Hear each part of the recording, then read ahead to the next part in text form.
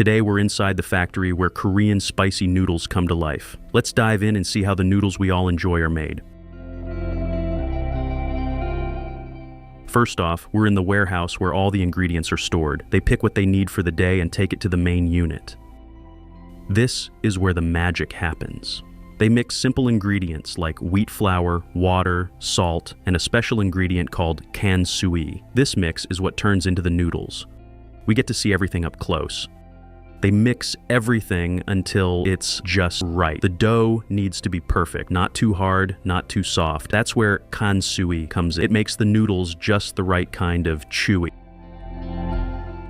Watch as the already prepared dough transforms into a flawless sheet through the marvel of modern, high-tech machinery and conveyor belts. This sheet steadily becomes thinner in the roller machines, reaching the precise thickness needed for noodles.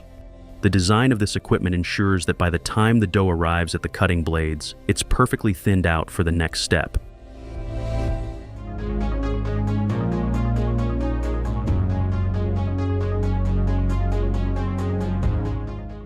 As we move our view to the far side of these advanced rollers, we're greeted by the sight of a thin, stretchy sheet. What comes next is fascinating. This sheet is further refined as it goes through sharp blades, turning it into curvy noodles that are exactly to your liking. Observe the elegance and precision with which each noodle is sliced to its specific size. Thanks to separators, every noodle keeps its form and spacing, showcasing the meticulous process behind their creation.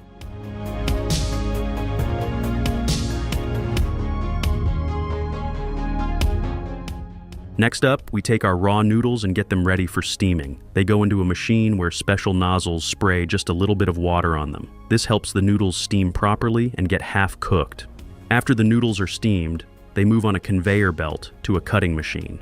This machine is pretty cool because it doesn't need anyone to help it work. It cuts the noodles into the exact size they need to be and puts them into molds with lots of holes. The whole process works so smoothly that as soon as one batch of noodles is cut and starts to drop, the machine gets the next mold ready right away. These noodles are quickly fried in hot oil for just 2 minutes. After frying, they're immediately taken out of their molds. This whole step is done without any people involved, because the machines do all the work by themselves. Thanks to these special molds, everything is organized and ready for packing quickly and without any mix-ups.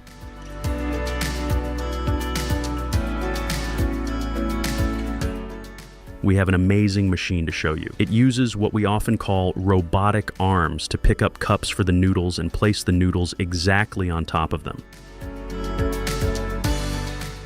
Here, machines are busy chopping green onions, mushrooms, and other dried ingredients. These ingredients are then added in equal portions to the cups with the noodles. On top of these, a packet of tastemaker and sauces is also added. This way, you get all the flavors you need for a perfect cup of noodles. Now, some more robotic arms carefully place the prepared lids on top of the cups and seal them. This keeps the flavor and freshness intact until the cups reach you. I can see how brilliantly these machines work together, preparing each cup one by one for further sealing. The cups line up and pass under roller drums, ensuring each one is sealed tight. Then, with the help of other machines, they're wrapped in plastic to make them even more secure. This whole process is done so neatly and quickly that you have to watch closely to catch all the details. And that's how these companies can make thousands of cups of noodles every day.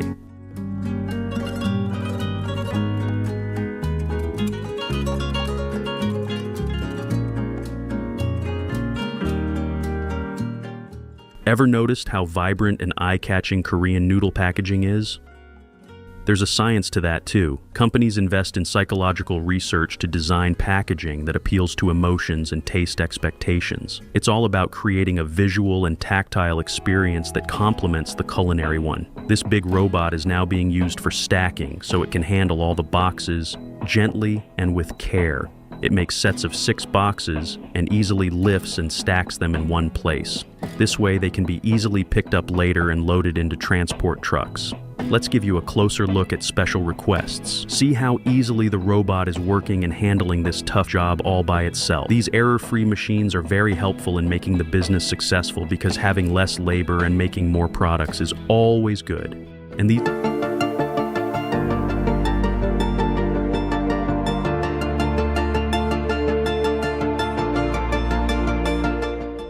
It is said that happy cows give delicious milk, so these chubby cattle, the happiest creatures on land, are the major secret sauce. So when someone asked them what's their secret of producing such quality milk, they said they use VR glasses to make their cow feel relaxed and happiest while they begin milking. As we're on our journey to make butter, obviously the very first step is to collect milk from dairy farms. And when the process seems like this, it's an icing on the cake. In this automated system, each cow enters a designated stall equipped with a milking unit. These units consist of cups gently placed on the cows. A controlled vacuum is created within the cups, drawing the milk out naturally and comfortably for the cow. The entire milk is collected in the containers without any human contact. But wait, before the milk hits the dairy charts, it undergoes a usual and thorough quality test. Test passed? With flying colors? It's time to dispatch. The raw and fresh milk is delivered to the butter-making units. These storage facilities maintain the freshness of the milk and make it ready for heating chambers. Maintaining the right temperature is crucial to preserve the milk's freshness and to separate the creamy part. Centrifugation helps a lot here. Now we get two main things: skimmed milk, which is saved for sale purposes, and the cream. Ever happen to taste skimmed milk? Well, it's super beneficial too. One more thing, nothing is gonna get wasted here. Centrifugation is faster and more precise than waiting for cream to rise naturally. It allows butter-making facilities to process larger quantities of milk more efficiently. The entire cream is smoothened, and after taking it through pasteurization and a little maturing the cream, they get their hands on the butter grains that are smooth, subtle, and entirely ready to create smoothie butter out of them. Now the cream releases thin milk, which is also called buttermilk. This buttermilk is super efficient for further processing, and yeah, you can easily find it in every store. The butter grains are thoroughly washed to remove any buttermilk residues. It might be much better if they didn't involve those hands. Washing is like a little secret to making your butter even more delicious. It takes away anything that might make the butter taste tangy. Now he's gonna add some salt to make that salty butter. Churning and continuous movement causes the fat molecules in the cream to come together and form butter. The butter is put into a special container to make the butter show some moves.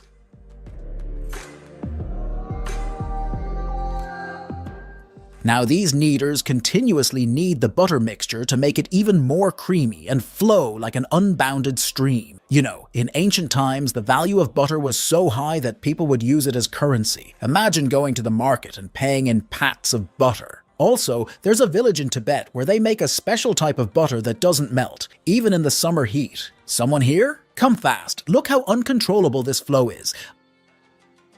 So he has brought the larger chunks of preserved butter. What's he gonna do now? Simply, first, he's gonna send these beastie buddies to slice them and convert them into smaller chunks. But why? What I think is he's gonna refresh the butter and try to make it more, you know, buttery.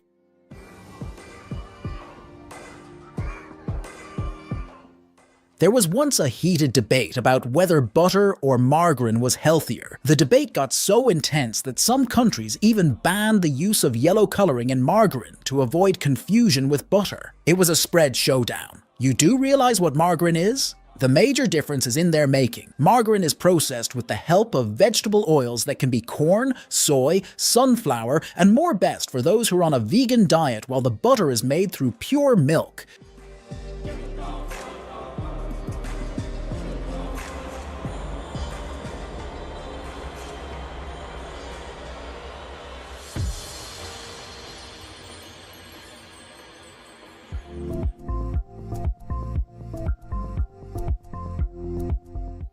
The extruder works by pushing the butter through a shaped nozzle, creating uniform shapes. It's like using a Play-Doh machine that squeezes out dough in a specific shape.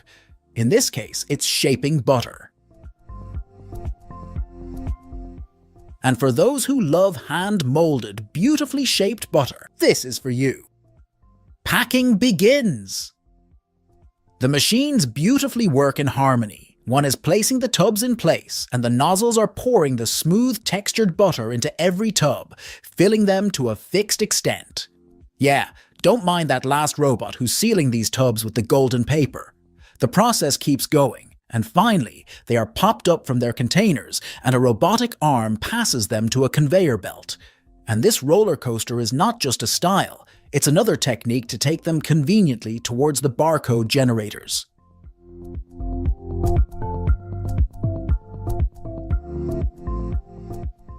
Here the butter is prepared for 500 grams packing.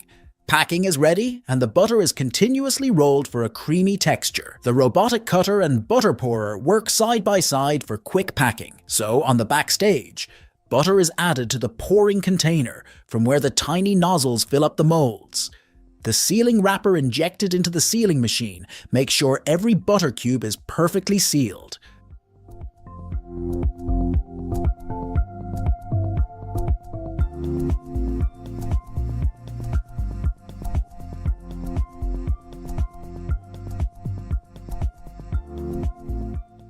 Want to hear some spice? Early Irish monks are said to have used a unique method for churning butter. They attached a wooden staff to a churn and rocked it back and forth. Monastic butter making had its rhythm.